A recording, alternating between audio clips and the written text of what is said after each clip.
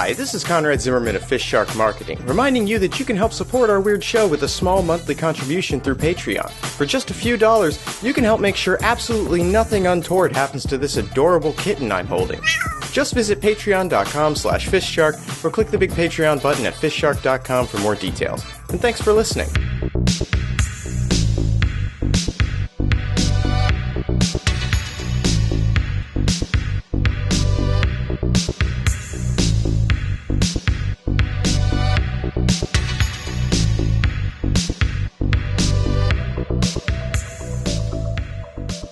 Mad Max Fury Road has, of course, as we all know by now, been a massive smash box office success. Huge numbers raking in the cash. I never would have expected 30 years out to see Mad Max bring in the bucks, but damn it. That's why it's been such a bitter point for us, because obviously we passed it over, because fucking Dean Cain came to us with an idea to do a sequel to The Shining, which, as we all know, was just 30 minutes of him with a bucket on his head. I don't know what point he was trying to prove.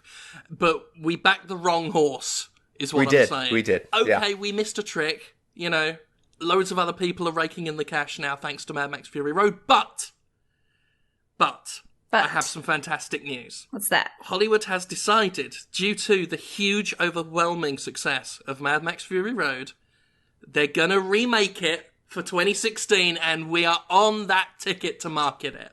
No way. Oh, yes. The way Hollywood operates now is they've realized that remakes are coming out too long after the fact. You know, they're remaking things from the 80s and the 90s. People have had time to forget, you know, those things. Yeah, sure. You want to be able to see the remake and be able to just immediately compare it to the original. And then really the best way to do that is to just have the original so completely fresh in your mind that you fail to notice. Exactly. Just look at Spider-Man, for example. I mean, just 3 years, immediate success. Right? We shortened that window to 1 year. I mean, boom. The whole Spider-Man thing started it off, and I am fingers crossed getting to convince them to remake The Amazing Spider-Man 2 next year. But this is going to be our first sort of... I mean, this is the biggest thing we've ever done. Because it stands to reason that if Mad Max Fury Road did so well this year, it's going to do twice as well next year once we remake it. We're going to reshoot it. We're going to have, pretty faithful to the original, but obviously, being a remake, we're going to have a new director with his own vision and everything. I don't know if you've heard of him, he's called George Miller, but we're going to get him on board for the remake, and he's going to bring a whole fresh flavour to the thing. I mean, you don't want to have exactly the same film over and over again. You do want to introduce some changes. What about the cast? I mean, are we going to be able to... get a lot of the same cast? There's going to be cast as sort of, homage roles. Oh, okay. That's the best thing. I mean, a lot of the time with remakes, people get upset because they consider the actors that brought those characters to life irreplaceable. I mean, if you were to remake Star Wars and have anyone but Harrison Ford as Han Solo, people would riot. You know, the remake of Psycho with Vince Vaughn. I mean, are you kidding me? No one wants to see Vince Vaughn. Like... ever.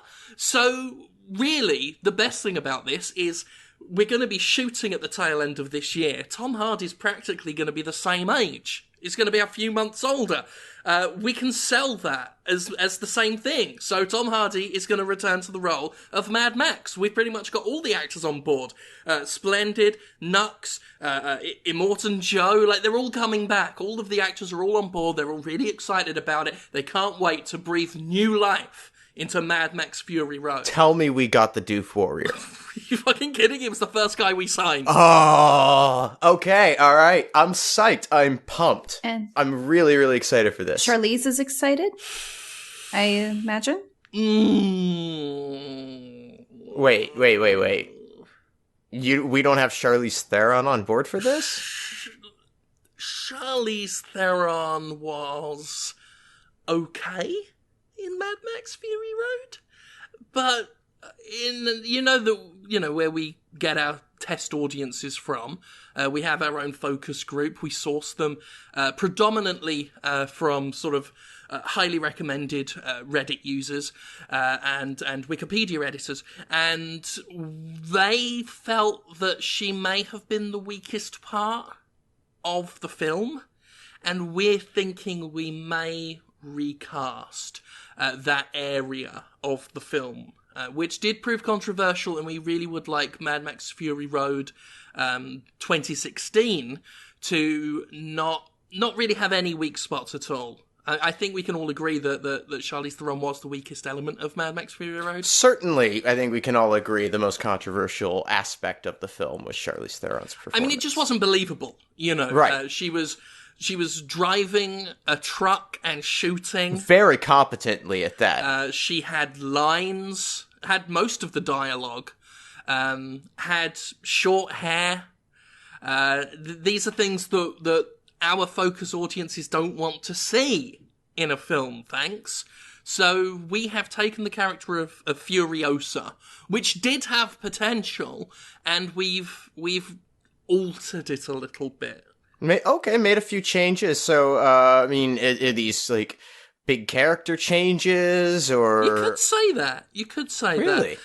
Instead of Charlize Theron as Furiosa, we've got Kevin James as Paul Blart Mall Cop. Wait a minute. You don't mean to tell me that we have finally found a way to satisfy the massive demand from the two universe audiences, the fans of Mad Max and the fans of Paul Blart, who have just been breaking down the doors asking when are these two going to meet? It's taken a lot of contract signing, it's taken a lot of money changing hands under the table, but we've bridged the gap. We've bridged the gap between the Mad Max verse and the Paul Blart verse. Jim, I cannot believe you pulled this off. This is amazing. Well, you know me, I'm a big fan of the Blart verse. And to have Kevin James opposite Tom Hardy, you know, Tom Hardy's going to be doing his thing. He's going to be going, oh, I'm Australian, like he does. Going to be shooting things, going to be shooting guns, going to be making cars blow up. All the while, next to the truck, you've got Kevin James rolling around in the sand, standing up and tripping up, trying to do a kick and falling over.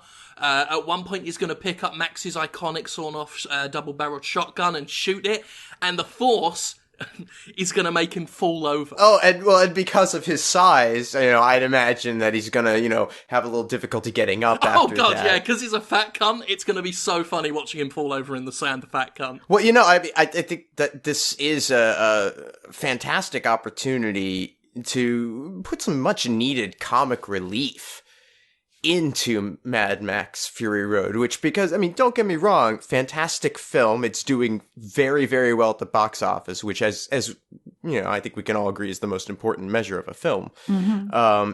But it needed some levity. It needed something to make you smile, and it's just kind of grim, but the idea of a portly, uncoordinated man falling down in the midst of a wasteland apocalypse filled with raging road machines, I think that could fix it. Oh, I think absolutely. that could just trim it right up, yeah. And because we've so dramatically changed the Furiosa character to essentially be Paul Blart, we don't need anything with the wives either. We don't need all of those women characters, so we've taken all of those out and replaced them with just more of Kevin James falling over in the sand. Well, okay, so then how does this change the plot? What are they leaving with that makes Immortan Joe chase them? We really couldn't be bothered to rewrite the script all that much. We've basically just cut things out. So he's still going to be pissed off. In the current draft, he still refers to Furiosa a lot. We're assuming that audiences will kind of guess that maybe Paul Blart's nickname in this universe is Furiosa or something. We know Immortan Joe's angry. We know that he feels like something's been taken from him. It's not really explained why, because those characters aren't there anymore. But I think people will be too busy laughing at that scene where Kevin James tries to climb on the back of the truck to like fix the gas canister that's kind of uncoupling, and he falls falls on his fucking ass on the truck, and then he gets up, and then the truck hits a dune, and he falls on his face. Oh, they gotta get one of those close-up camera shots where it's just like almost the entire frame is taken up by his head as he looks directly at it in an exasperated sense of pain. Yes, absolutely, all of that stuff. And the best thing is now that we don't have any women getting in the way of the script, there's just so much more room for Kevin James to fall over. I mean, I want to say that this film is fingers crossed, like 75%. Paul Blart falling over. Sometimes his pants fall down. Sometimes he's in a funny costume. I mean, it sounds like a surefire hit. And we've got the Doof Warrior. Well, honestly, we could have just put the Doof Warrior up for 90 minutes. That's nothing but Doof Warrior. I think we're going to do that in the remake in 2017. So, we've gotten another couple of reports that Bret Michaels has been doing his game show again. Yeah. Jim, have I told you about this? This has been going on for about 3 weeks. Bret Michaels stole the cash cab. What? You know, the game show where they drive people. Are you kidding? No. Dustin Diamond's been sleeping in there. Not anymore. Where the hell is he gonna go? He can't shack up with Dean again. I honestly, I have no idea where. I didn't even know that Dustin was sleeping in the cash cab. As far as I'm aware, Bret Michaels just snuck onto the lot, took the cab, just wasn't even looking for the cash cab.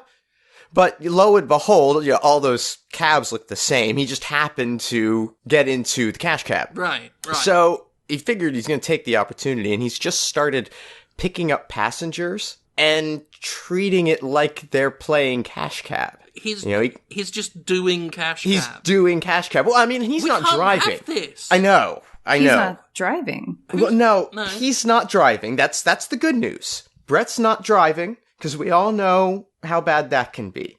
I mean, the news isn't great, because Corey Feldman's driving. Why has no one told me about this? Corey Feldman can't be driving cars. He doesn't know the city. Well, city. I know Where that. are they driving? Where is this happening? Well, it's been happening here in Boston. In Boston. Corey Feldman doesn't know the city. I know, but you can't convince him of that. He put on one of those driver's caps, and all of a sudden, he thinks he's an actual driver. Did Bret Michaels give him a hat? Yes. Bret Michaels gave him a hat. You know that lends him undeserved credibility wherever he goes. It's been bad. What's been happening is people have been getting into the cash cab. As they do. Bret Michaels is sitting in the back with them and getting them all excited about the prospect of winning, money as they get to their destination. Bret Michaels doesn't carry money. No, he has no money. He doesn't even have a bank account. He blew it all on that shit country music video. No, it's totally a scam. That's the thing. Right. But I don't know to what end. I can't figure out why. All that happens is these people get excited about being asked questions, and then the questions are all, as you would expect, about Bret Michaels. Well, of course they are, yeah. And intimate stuff. Like, which testicle does Bret Michaels shave first? Left. Yeah, well, obviously it's the left. He's a righty, because you want to go over first. It's just easier, but not everyone, gets that, and some of them are pretty creeped out about it. As they should be. I mean, I'm creeped out being anywhere near him, and he's sort of... He looks like a young man who's really old, and I don't know how that works. Do people even recognize him as Bret Michaels? No, most people have no idea who he is, and it really kind of frustrates him because he keeps smiling, as he does whenever he says his own name. Whenever he says Bret Michaels, he has to stop and do that shit-eating grin. But it infuriates him that nobody else catches on that they're in the presence of Bret Michaels. And so the people are confused and uncomfortable and faced with all of these details.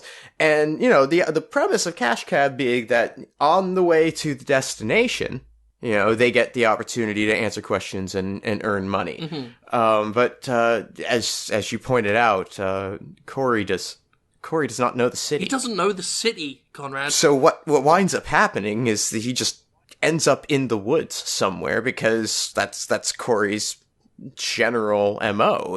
He gravitates towards wooded areas. We Yeah, all know this. The people, confused, startled, deeply unsettled. Absolutely. I don't see how this helps anyone. Bret Michaels clearly pissed off because no one knows who he is. The passenger's upset because they're sat next to someone who's been hit with nuclear radiation and is in the walking ghost phase. And Corey's upset because he's surrounded by wheels and pulleys and levers and buttons and high speeds, and that's never good for the boy. Right, so it's been a recipe for disaster. Then the people get out of the car in the woods, because that's where they stop. They just stop and stare at them until they get out. And they're forced to walk home. Some of them have suffered from a little bit of post-traumatic stress disorder. They may never ride in a cab again. There are wolves in the forest. Yeah, everyone knows that. That's partly why Corey likes it, because they listen to him. What are Bret and Corey even getting out of this? Are they asking for money? I don't know what their end game is, but these people, they do eventually get home and they call the police, and the police call us asking, hey, where's Bret Michaels with the cash cab? We convinced him to let us be his legal guardian, which we thought was going to pay off dividends for us till that country music video. Here's the thing. Eventually, they're going to be caught. Yeah. Well, it's inevitable. I mean, Corey's confused and Bret's incompetent. One of these days, someone is going to get into that cab and they're going to be able to communicate with a cell phone or something, to indicate their location. And maybe not that way. No. Corey's dampening field. You know how most battery-powered electronics don't work around him? So I have some interesting news about one of our longstanding clients since the 80s, Lisa Frank, creator of the magical unicorn, kitty, dolphin, colorful stickers, and stationery. We know in recent years their industry has declined a little bit. They're only down to a handful of employees, but the good news is their sales have boosted around 50% the last month. Whoa. Huge increase. Wow. Huge. That's impressive. Yeah. So what's driving it? I mean... what's interesting is they haven't been producing anything but, the stickers and the usual. So they didn't introduce a new product line. They're not doing anything different. It's just sales suddenly spiked 50%. Sales have been spiking, nothing different. So I reached out to some sales reps and did a little bit of research and brought the stickers into the office for Dr. Night Scream to examine. There's apparently a mystery compound in the ink. Okay, so, but I don't understand. This has been in the product they haven't changed their process in 30 years. They haven't, they're still making this stuff the same way. So, I don't understand how this compound... They fuck you up. Jim, are you okay? What? I'm just explaining to Conrad what the mystery compound does. Okay, it fucks you up. I've been helping the good Dr. Nick Scram research the Lisa Frank stickers and Trapper Keepers, and I am so fucked up on Lisa Frank right now. Okay, so there's something in the ink in the Lisa Frank products that causes this? It seems so, yeah. Because when you think about it, I am Taylor Swift. Okay, but these things have been sold for 30 years. How is it possible that nobody has come across this problem until now? Well, I looked into that. So Dr. Night Scream, as Jim said, did do some testing and identify... I'm not Jim, I'm Taylor Swift. All right, Miss Swift. So Dr. Night Scream did do some testing and found this compound. Apparently it has been in the ink the entire time. It's only active when in contact with other types of ink. Oh, okay. So this compound that's been in this ink all this time, it's just generally, it's inert. unless it comes into contact with some other chemical that acts as a catalyst to cause the effect. Yep, Yu-Gi-Oh cards, to be specific. Okay, so you mean to tell me that there's something in Lisa Frank products? If you take the Dark Magician, right, and you rub it against a fucking pink unicorn...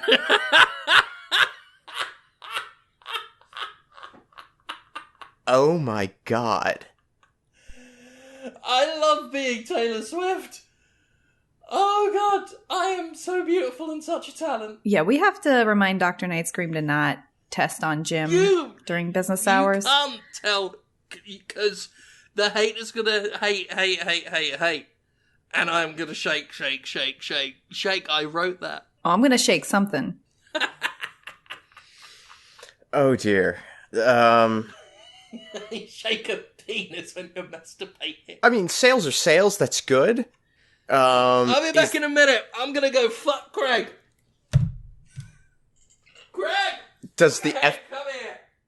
Does the FDA know? Thankfully, no, because they did the initial testing when it first became a children's product in the 80s, and they haven't looked back since. So wait, you mean to the tell methods me haven't changed? You mean to tell me that as far as anybody in law enforcement or government knows, this is not happening? No, nobody is aware except for the 6 employees at Lisa Frank, Dr. Night Scream, and us 3 in the room. And the children who have, but children don't know. So it's Craig, fine. who the fuck do you think you are to say no to Taylor Swift? You frigid bastard. That is... He's not interested. Wow, that's gotta be a blow to your self-esteem. That doesn't matter, I'm Taylor fucking Swift. I tell Spotify to take my songs off Spotify says yes, Miss Swift. So how long does this last? About a week and a half. Whoa. But that's in children. I mean, so it'll pass through Jim much more slowly. Well, I mean, To be fair, it's probably not going to pass through me at all because...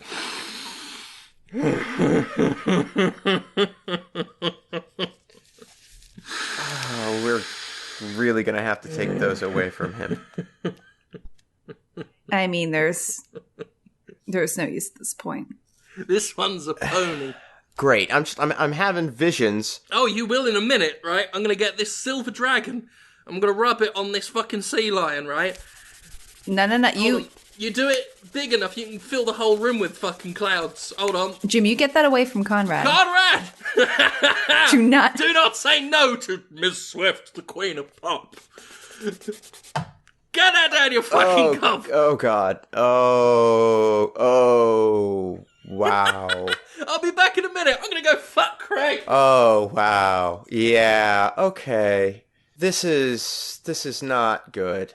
This is not good. I don't do hallucinogens because I don't like the way they make you melt. Why are you melting, Caitlin?